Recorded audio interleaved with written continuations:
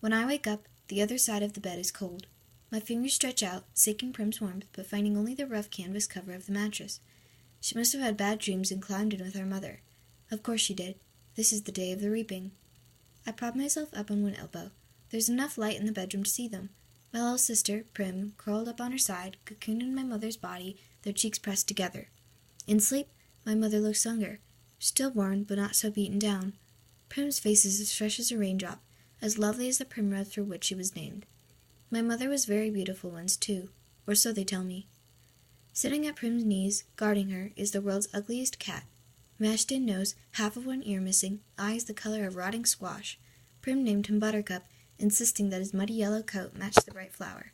He hates me, or at least distrusts me. Even though it was years ago, I think he still remembers how I tried to drown him in a bucket when Prim brought him home. Scrawny kitten, belly swollen with worms, crawling with fleas. The last thing I needed was another mouth to feed, but Prim begged so hard, cried even. I had to let him stay. It turned out okay. My mother got rid of the vermin, and he's a born mouser, even catches the occasional rat.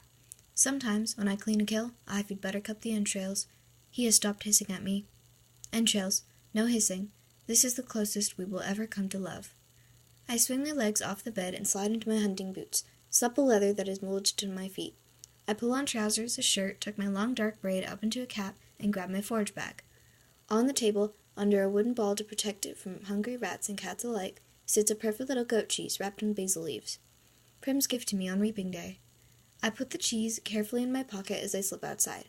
Our part of District 12, nicknamed the Seam, is usually crawling with coal miners, heading out to the morning shift at this hour. Men and women with hunched shoulders, swollen knuckles, many who have long since stopped trying to scrub the coal dust out of their broken nails, the lines of their sunken faces. But today, the black cinder streets are empty. Shutters on the squat gray houses are closed. The reaping isn't until 2. May as well sleep in, if you can. Our house is almost at the edge of the Seam. I only have to pass a few gates to reach the scruffy field called the meadow. Separating the meadow from the woods, in fact enclosing all of District 12, is a high chain-link fence, topped with barbed wire loops. In theory, it's supposed to be electrified 24 hours a day, as a deterrent to the predators that live in the woods. Packs of wild dogs, lone cougars, bears, that used to threaten our streets. But since we're lucky to get 2 or 3 hours of electricity in the evenings, it's usually safe to touch. Even so, I always take the moment to listen carefully for the hum that means the fence is live. Right now, it's silent as a stone. Concealed by a clump of bushes, I flatten out on my belly and slide under a 2-foot stretch that's been loose for years. There are several other weak spots in the fence, but this one is so close to home, I almost always enter the woods here. As soon as I'm in the trees, I retrieve a bow and sheath of arrows from a hollow log. Electrified or not, the fence has been successful at keeping the flesh-eaters out of District 12. Inside the woods, they roam freely, and there are added concerns like venomous snakes, rabid animals, and no real paths to follow. But there's also food if you know how to find it. My father knew, and he taught me some before he was blown to bits in a mine explosion. There was nothing even to bury. I was 11 then. 5 years later, I still wake up screaming for him to run.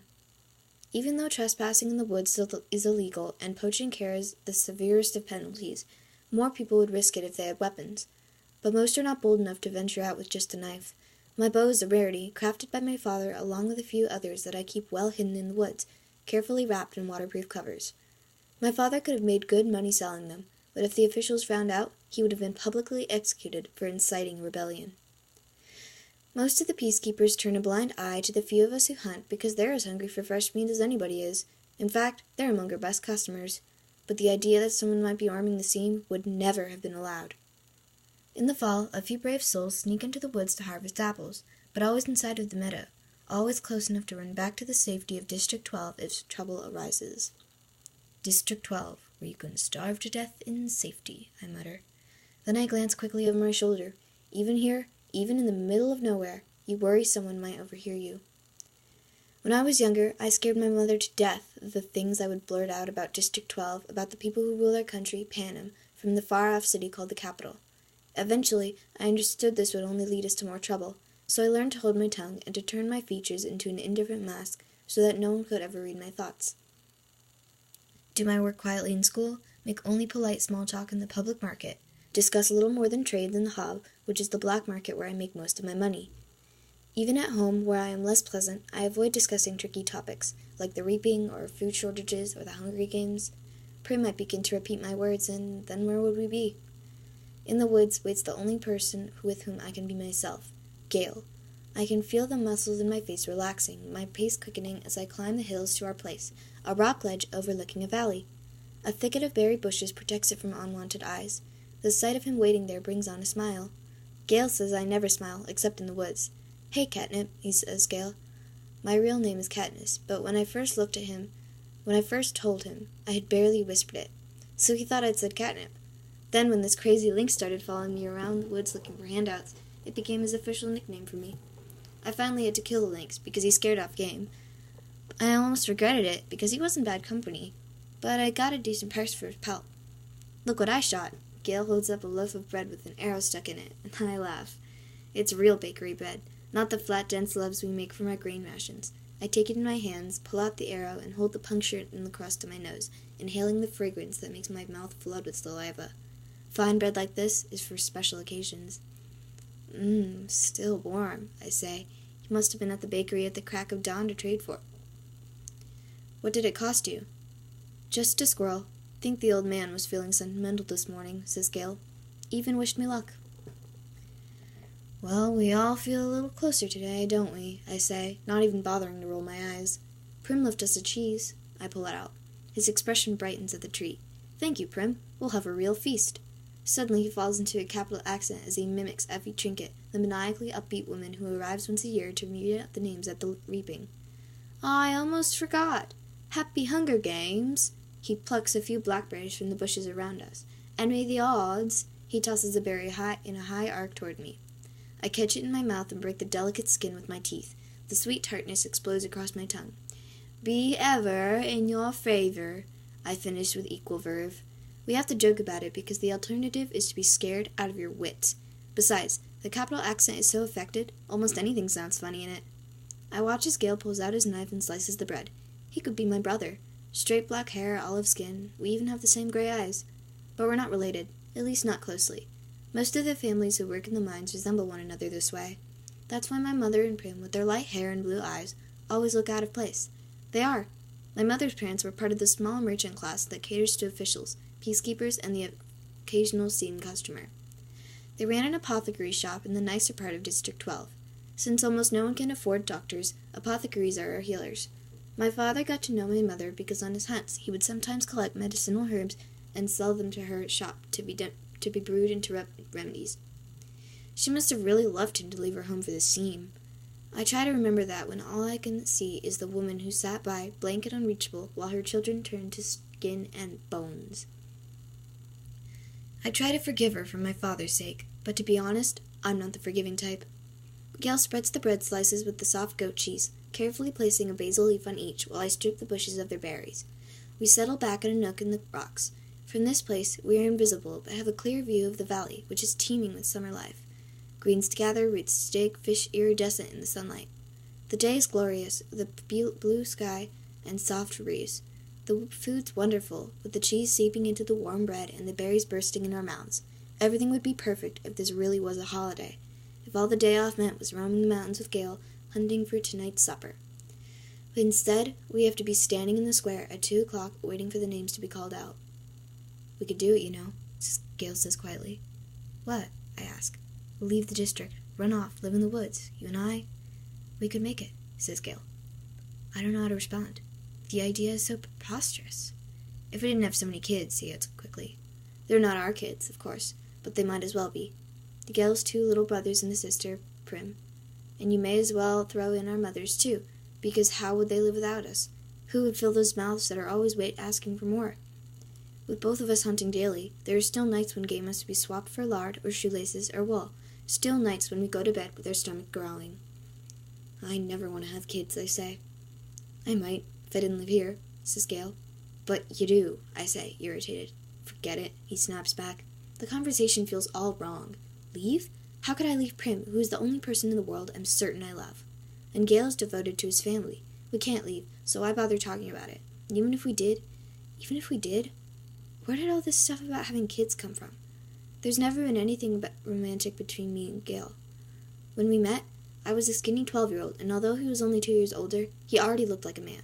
It took a long time for us to even become friends, to stop haggling over every trade and begin helping each other out.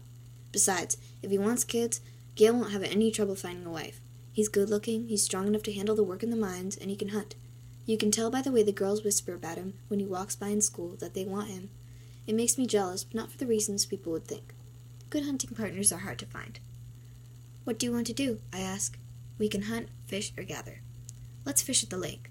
We can leave our poles and gather in the woods. Get something nice for tonight, he says.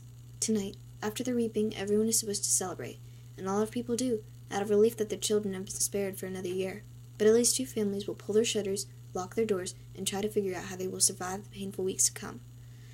We make out well. The predators ignore us on a day when easier, tastier prey abounds. By late morning, we have a dozen fish, a bag of greens, and best of all, a gallon of strawberries. I found the patch a few years ago, but Gale had the idea to string mesh nets around it to keep out the animals. On the way home, we swing by the Hob, the black market that operates in an abandoned warehouse that once held coal. When they came up with a more efficient system that transported the coal directly from the mines to the drains, the Hob gradually took over the space. Most businesses are closed by this time on the reaping day, but the black market's still fairly busy. We easily trade 6 of the fish for good bread, the other 2 for salt. Greasy Say, the bony old woman who sells bowls of hot soup from a large kettle, takes half the greens off our hands in exchange for a couple of chunks of paraffin. We might do a tad better elsewhere, but we make an effort to keep on good terms with Greasy Say. She's the only one who can be consistently counted on to buy wild dog. We don't hunt them in on purpose, but if you're attacked and you take out a dog or 2, well, meat is meat. Once it's in the soup, I'll call it beef, Greasy Say says with a wink.